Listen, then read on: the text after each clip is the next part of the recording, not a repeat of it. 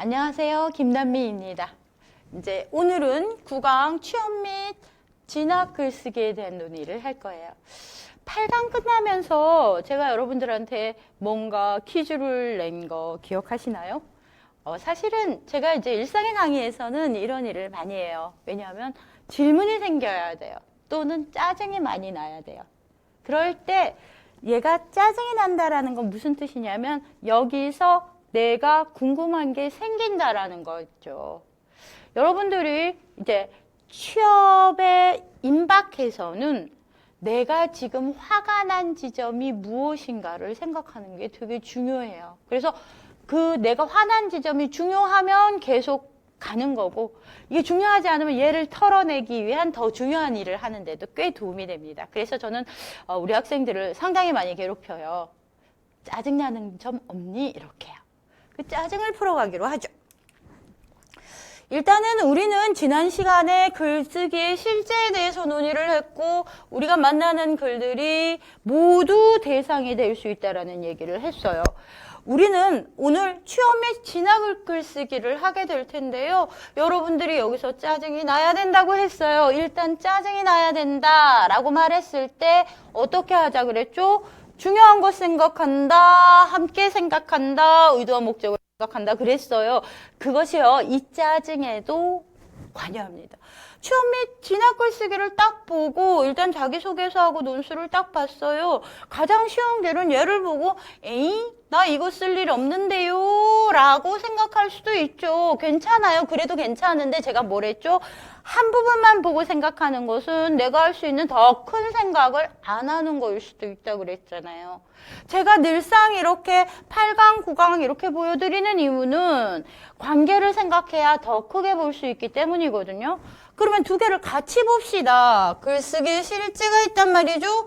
그리고 취업 및 진학 글쓰기가 있어요. 두 개를 비교해 봤더니 글쓰기 실제가 훨씬 더 크고, 그 다음에 취업 및 진학 글쓰기는 이 안에 들어있는 거죠. 제가 얼핏 그런 얘기들을 했어요. 상위 개념과 하위 개념이라는 얘기를 가끔 하는데, 모든 정보는 더 중요한 것과 덜 중요한 것이 있게 마련이에요. 그러면 글쓰기의 실제라는 것 안에 사실은 취업 및 진학 글쓰기가 포함되는 거죠. 그러니 사실은 5편이라는 것은 이 안에 포함되는 것이기 때문에 지난 시간에 배운 것하고 그렇게 다르지 않다. 이것이 여러분이 짜증내야 할 지점입니다. 그래서 글쓰기 실제 배우더니 또 뭐 취업 및 진학 글쓰기 하고 자기소개서 하고 논술하고 또 하냐. 괜찮아요. 근데 말이에요. 3번이 뭐였냐 하면 의도와 목적이라는 얘기를 했었죠. 우리는 이 짜증을 건설적인 걸로 바꾸는 훈련을 할 필요가 있습니다. 어떻게 해요? 이렇게 해요. 질문할 때 이렇게 질문하는 거죠. 여러분이 김남미를 진짜 만났다고 생각을 해보세요. 여러분이 선생님 저기요 이 4편이고요. 이게 있을 때 여기 포함되는 건데요. 이렇게 가르치듯이 하면 김남미가 좀 호인이긴 하지만 기분이 나쁘겠죠? 여러분들이 무엇인가 짜증이 나서 문제를 제기하는 거 굉장히 중요해요. 괜찮아요. 그렇죠? 여러분한테도 선생님한테도 좋습니다. 하지만 상대방의 입장에서 나의 생각을 전달할 수 있으면 더 좋겠죠? 비포보다 더 좋은 거잖아요. 그 질문을 거꾸로 가봅시다. 예를 들어서 교수님, 글쓰기의 실제 안에서 취업 및 진학 글쓰기가 포함되는데 그건 교수가 당연히 알죠. 그걸 모르면 제가 여기 어떻게 있겠어요. 그렇죠? 다시 질문해보죠. 글쓰기 실제 안에 취업 및 진학 글쓰기가 들어가는데 취업 및 진학 글쓰기를 특별히 별도로 다루시는 이유가 있으실 것 같습니다. 이렇게 묻는 거예요. 이게 왜 여기 있어? 짜증나는 거? 오케이. 좋은 생각이에요. 그럴 때 선생님 이걸 여기다 두신 의도를 알고 싶습니다. 이것이 훨씬 좋죠? 질문을 바꾸는 거예요. 짜증 내셔야 돼요. 짜증 내야 나의 궁금증을 발견할 수 있거든요. 그리고 난 다음에 그것을 뭘로 바꾼다? 상대의 의도와 목적을 파악하기 위한 질문으로 바꾼다. 취업 및 진학 글쓰기가 여기 있는 이유가 뭐냐? 두 가지예요. 첫 번째, 자기소개서는 김남미 개인적으로 여러분들이 스스로가 어떤 사람인지를 계속 생각할 수 있는 중요한 계기이므로 여러분들이 자기소개서에 좀 더 관심을 가졌으면 좋겠다라고 생각했어요. 자기소개서는 사실은 이 직무형 글쓰기에서 상당히 많이 나와요.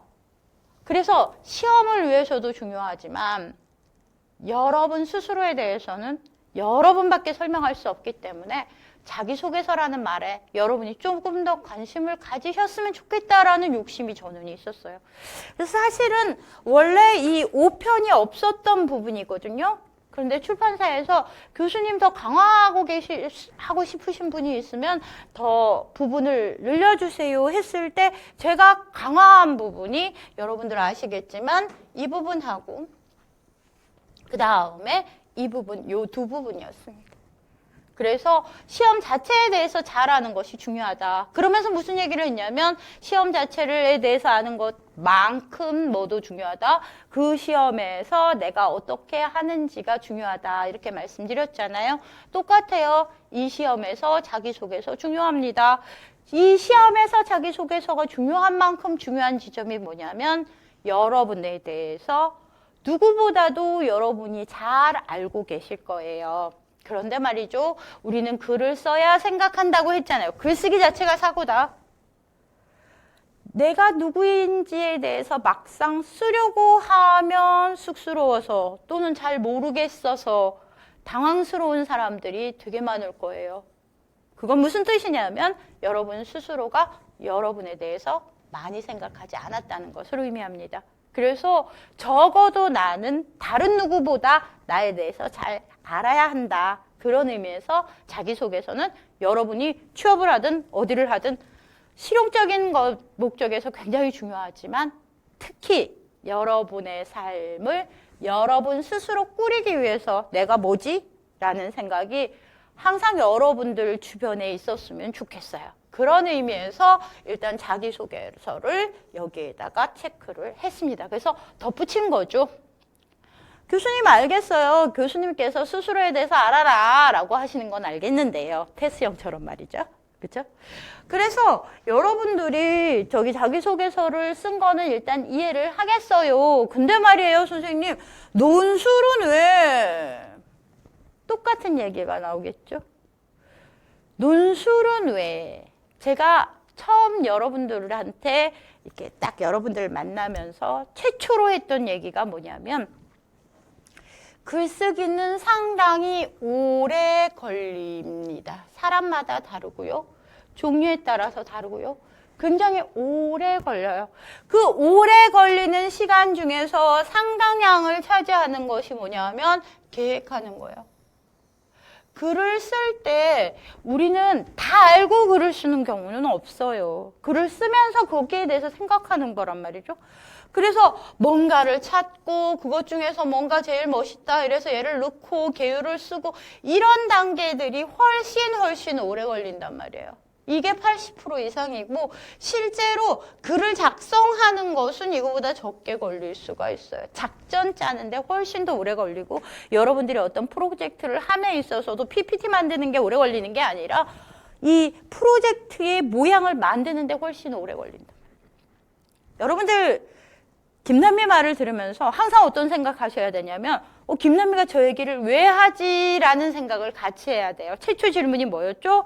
논술은 여기 왜 있습니까? 라고 시작해서 글쓰기를 할 때 이게 이렇게 오래 걸려요? 까지 왔어요. 항상 최초 질문하고 함께 생각하셔야 돼요. 근데 말이죠. 이 시험은 90분의 객관식과 90분의 객관식 주관식과 90분의 올 주관식으로 이루어져 있죠. 그리고 이 올 주관식이 이렇게 되어 있단 말이에요. 시험 시간이 90분으로 정해져 있는데 80% 이상이 되는 이것들을 할 틈이 어디 있어요? 그래서 어떻게 한다고요? 이 시험에서는 틀을 준다니까요. 여러분 계획할 시간 없잖아요. 그러니까 계획하기를 우리가 주겠습니다. 그러니까 여러분들은 지필만 하세요. 그래서 예문과 조건이 중요한 시험이기 때문에 여러분이 600점 만점에 500점은 맞을 수 있다고 말씀을 드린 거예요. 최초 질문 연결하셔야 돼요. 교수님, 하필이면 논술은 왜 여기 들어갔습니까? 논술이란 시험이 똑같거든요. 사실은 실용 글쓰기에서 여러분들 주관식 푸는 것은 논술 시험과 원리가 같습니다. 이거는 취업용 논술도 마찬가지고요. 여러분들이 저 직장에 들어가셔서 그 승급할 때, 그죠? 자기가 더 계급이 높아지기 위해서 치는 시험에도 논술이 있거든요. 그런 논술 시험, 그리고 뭐 프랑스의 바카르리아 포함, 바카르리아는 조금 다를 수 있지만 어쨌든 그런 시험들이 시간이 정해져 있는, 시간이 정해진 시험이란 말이에요. 시간이 정해진 시험이다 보니까 이 시험에서 여러분들이 참조해야 할 정보들을 미리 준단 말이에요. 그래서 무엇을 중심으로 어떻게 할 것인가를 훈련하는 이론으로서 논술이 여러분들한테 유용한 어떤 정보가 될 수 있어요. 그래서 우리가 이 5편을 특별히 분리하여서 강조한 것이다. 정리합니다. 일단 자기소개서 외에 여러분 스스로 여러분에게 내가 누구냐라는 질문들을 끊임없이 할 것, 시험뿐만 아니라 이후에도. 그 다음에 논술 실용 글쓰기에서 여러분들이 치르게 되는 것은 가장 유사한 시험의 형식으로 논술을 둘 수 있으므로 논술의 이론이 여러분한테 도움이 될 수 있다. 괜찮죠? 그죠? 항상 짜증을 내고 의도와 목적을 잃는 걸로 바꾸고 그 다음에 그 타당성을 높일 수 있는 방식으로 생각을 해보는 것이 중요합니다. 가볼까요? 일단 자기소개서와 논술의 위치를 제가 조금 전에 뭐라고 했냐면 직무글쓰기에서 자기소개서가 나올 수 있겠죠? 그러면서 여러분들이 보게 되는 주관식이 사실은 논술하고 유사할 수도 있고 그 다음에 자기소개서와 논술이 어휘규범으로서도 주관식의 어휘규범을 안 지키면 최대 이것까지도 감점이 될 수 있다고 했었잖아요. 기억을 하셔서 요것들을 가지시면 됩니다. 되셨고요. 자기소개서란 제가 쫙 했어요. 자기소개서요. 여러분들이 자기소개서 수필이라고 생각하는데 그렇지 않습니다. 자기소개서는 나를 뽑아라 하는 설득문이죠. 근데 나 뽑아 이런다고 뽑히나요? 그렇잖아요. 나를 뽑아야 하는 이유를 말하는 글이고 그러면서 차별성을 드러내야 되고 개인의 가치가 드러나는 글이어서 이 안에 상당히 복합적인 어떤 요소가 들어있다. 하지만 제가 지금까지 끊임없이 여러분한테 얘기했듯이 나를 어필하고 싶으면 여러분 스스로 내가 가진 어필할 만한 것이 무엇인가에 대해서 찾아내야 돼요. 저 그런 거 하나도 없어요. 그럴 리가요. 그죠? 인류는 여러분한테 그런 것이 있다라고 생각하기 때문에 여러분의 인권을 존중하는 거예요. 그것을 스스로 찾아내세요. 진심으로 찾아내셔야 돼요. 잘 모르겠으면 뭐 하고 싶은가로 찾으셔도 돼요. 그것이 자기소개서에서 여러분들이 주는 어떤 자기 이해. 아, 나는 이럴 때 이러는 사람이구나 이렇게 생각할 수 있어요. 심지어 이런 거죠. 사실은 누가 김남미 강의를 열심히 들어요.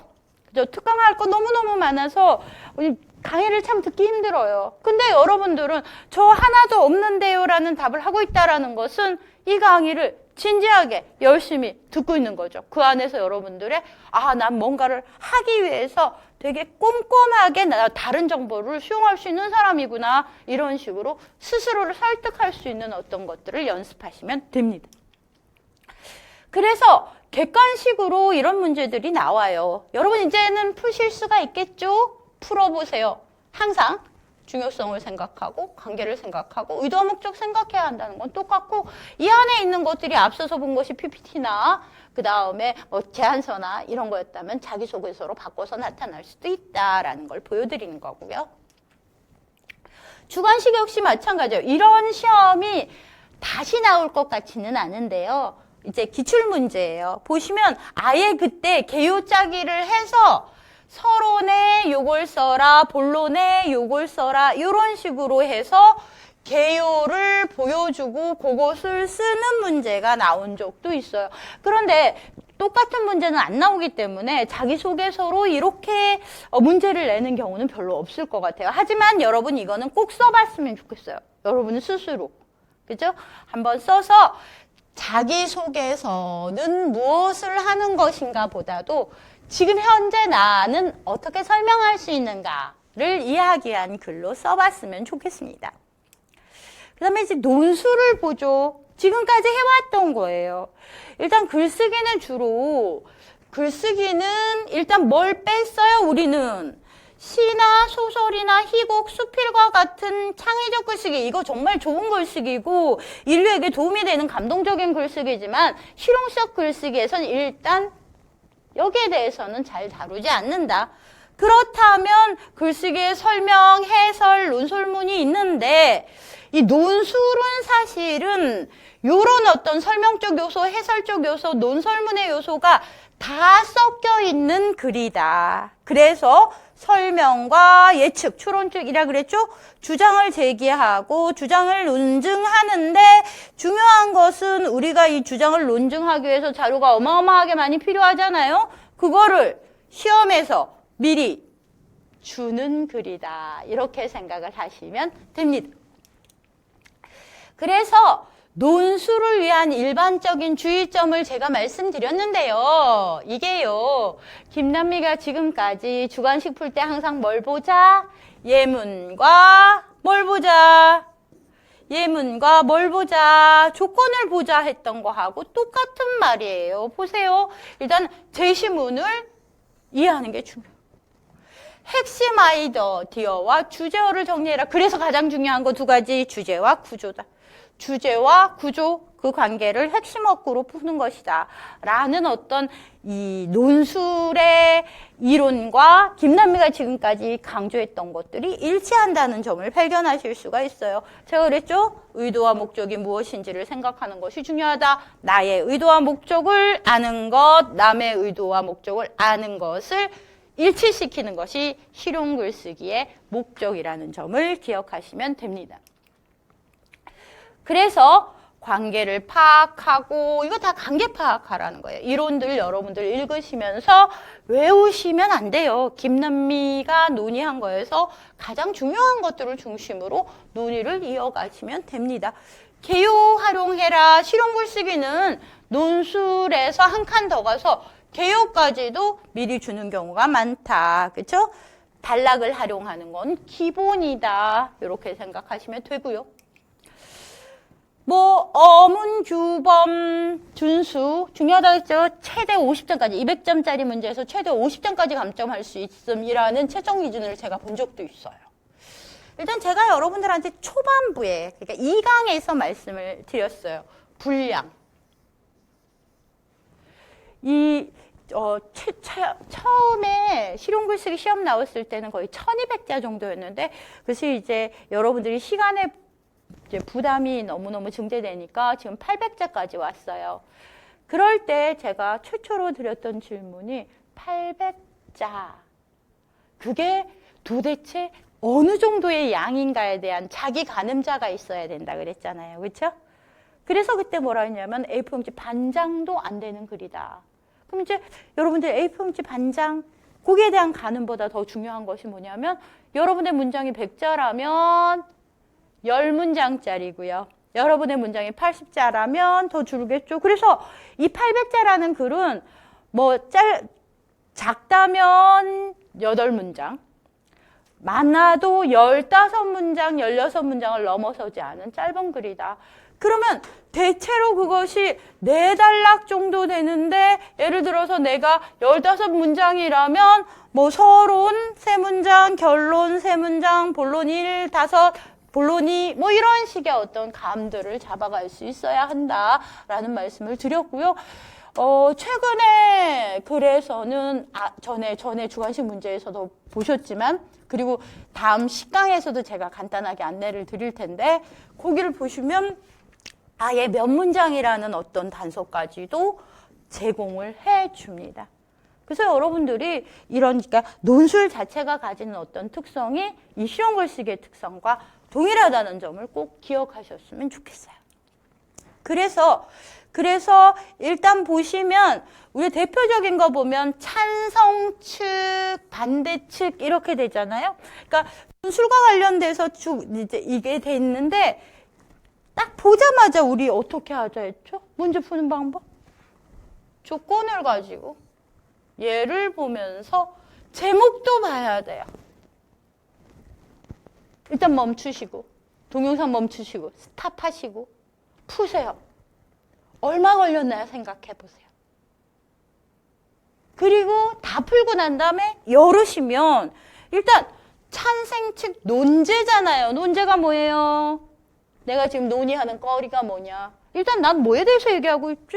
그러면 여기 있잖아요. 청소년의 아르바이트는 바람직하다. 올려요. 그렇잖아요. 그러면 보면 반론이에요. 반론이에요. 반론. 그러면 얘는 당연히 아르바이트는 바람직하지 않다가 나오겠죠? 그러므로 있으니 여기도 그러므로 있어야 될 거고.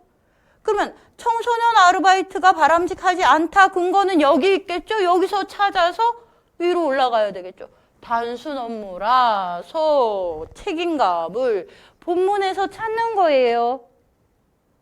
결국은 뭐냐 하면 우리는 논리적 흐름을 앞과 뒤를 볼 때는 앞뒤 연관관계를 보지 않고는 이것에 이렇게 정보의 흐름을 제대로 읽을 수 없다. 그래서 지금 현재 요거 자체는 그러니까 논술의 흐름 자체를 가르쳐 드리기 위한 어떤 정보인데, 요거 자체는 그 화법과 글쓰기 어떤 일종으로 아마 내셨던 것 같아요. 문제 재밌더라고요. 항상 위에서 아래에서 중요한 것은 여러분이 평소 주목하지 않았던 부분들을 주목하면서 보면 된다라는 점 꼭 기억하셨으면 좋겠습니다. 지금까지 취업 및 진학 글쓰기를 했어요. 이제 강의 다 끝났습니다. 이제 다 끝났어요. 그래서 다음 시간에는 어떻게 할 거냐면 글쓰기의 윤리에 대해서 논의를 할 텐데, 글쓰기의 윤리는 이론적으로 그렇게 많지도 않고요.